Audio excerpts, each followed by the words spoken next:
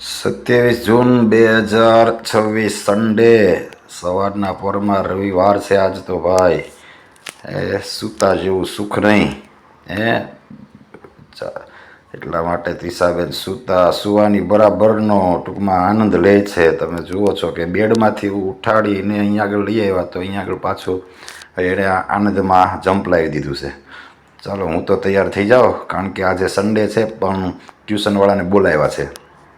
કારણ કે પાછું બહાર જવાનું છે ને મારે આ વીકની અંદર.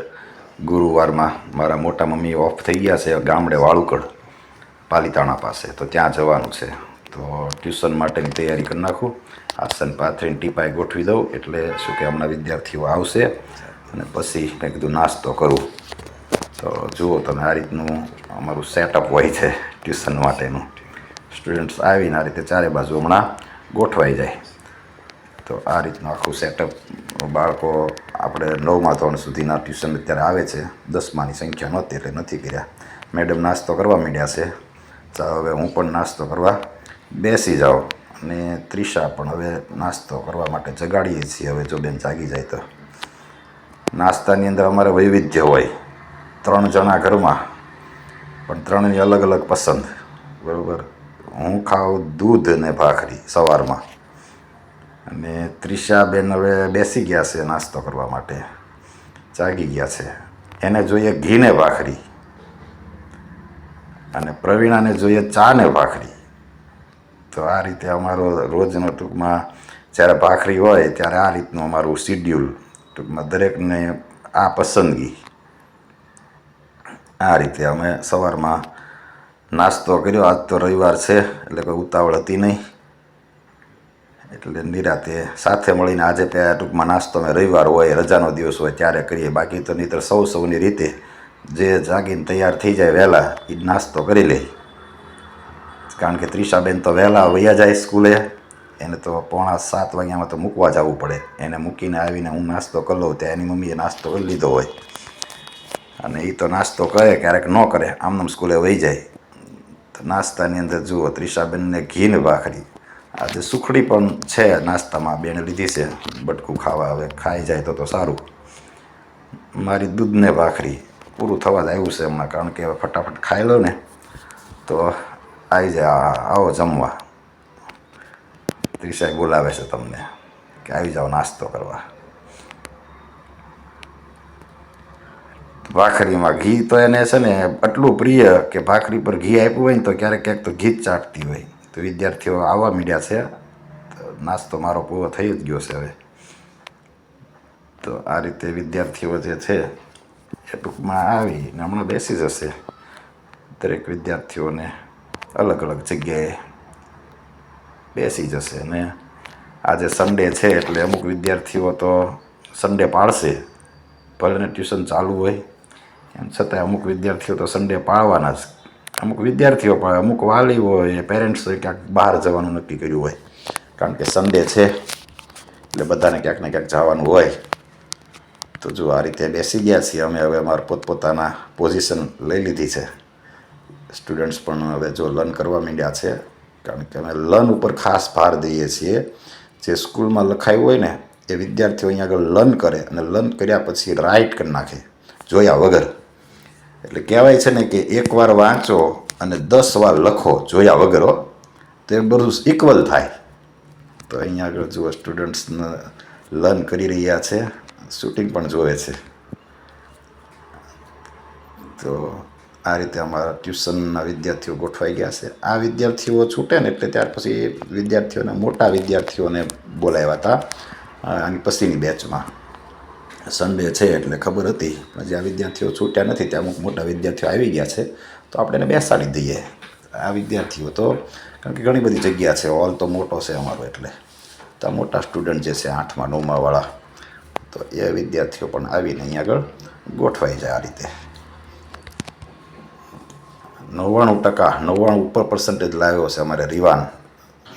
એને બેન જે છે એ પણ 97% ઉપર વિદ્યાર્થીઓ માર્ક્સ સારા લાવ્યા. ગયા વર્ષે અમારે જે વિદ્યાર્થીઓને હતા ને એમાં બહુ બધા કરીને 99, 95%, 98%, 97% આવા પર્સન્ટેજ લાવ્યા અમારા વિદ્યાર્થીઓ બધા.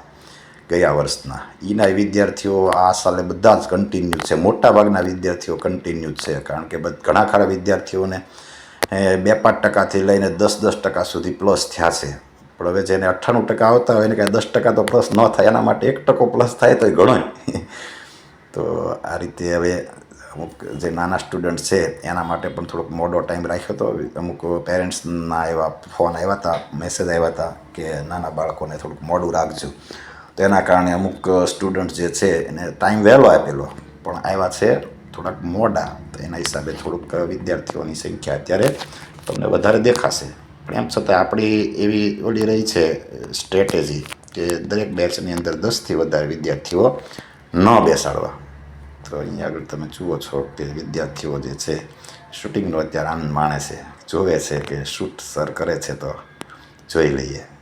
તો આ રીતે નાના બાળકો છે, ઇંગ્લિશ મીડિયમ CBSE ને GBSEના અલગ અલગ સ્કૂલોના વિદ્યાર્થીઓ આજુબાજુમાં રહેતા હોય તો આવે. અને આપણને પણ એમાં શું છે, પહેલેથી બાળકો સાથે 14 વર્ષ સુધી મેં તો શિક્ષણની સાથે ગુજાર્યા.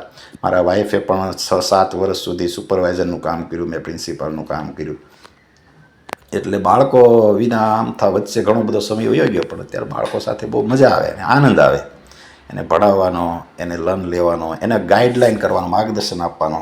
આ ભાઈ બહેન જે દેખાય છે ને, બંને ભાઈ બહેન કન્ટિન્યુ છે. લાસ્ટ યર પણ આપણે હતા અહીંયા આગળ તો 97-98%, 99% સુધી આવ્યા છે આ વખતે.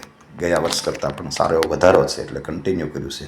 બાજુમાં બેન દેખાય છે પણ બાજુના બિલ્ડિંગમાંથી આવે છે હની, એને પણ 10% જેટલો વધારો થઈ ગયો છે.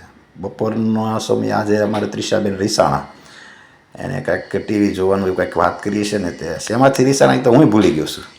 દાદા આવી ગયા છે જમવા માટે, દાદા બેસી ગયા જમવા માટે. હવે હાલો હું બેસી જાઉં, વિદ્યાર્થીઓને છોડી મૂક્યા છે, એનો ટાઈમ થયો એટલે જમી લઈએ.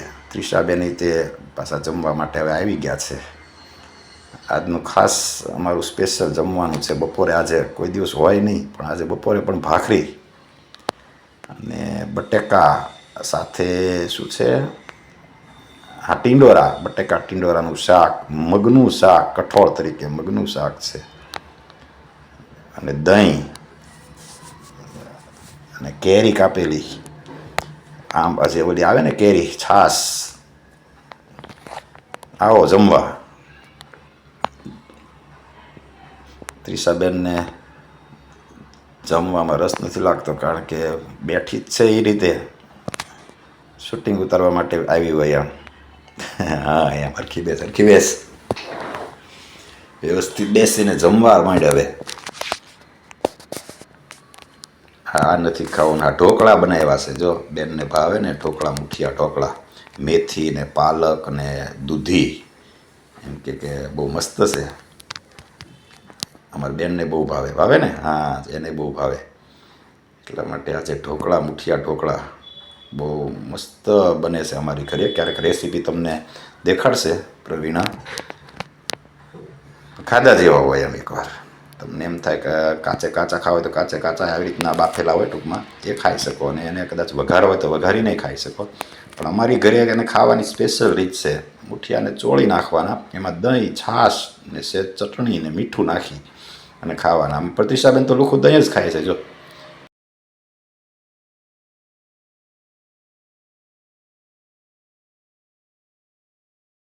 સારું, તો ચાલો આજે હવે સન્ડે છે, ક્યાંક જશું બપોર પછી તો જરૂર વિડીયો મૂકશું. ત્રિષાબેન ભલે દહીં ખાતા. આપણે બધા ચેનલને લાઇક, શેર અને સબસ્ક્રાઈબ જરૂર કરી દેજો. CDV ચેતન ડેઈલી વિલોગ. ફરી મળશું કાલે. જય સ્વામિનારાયણ.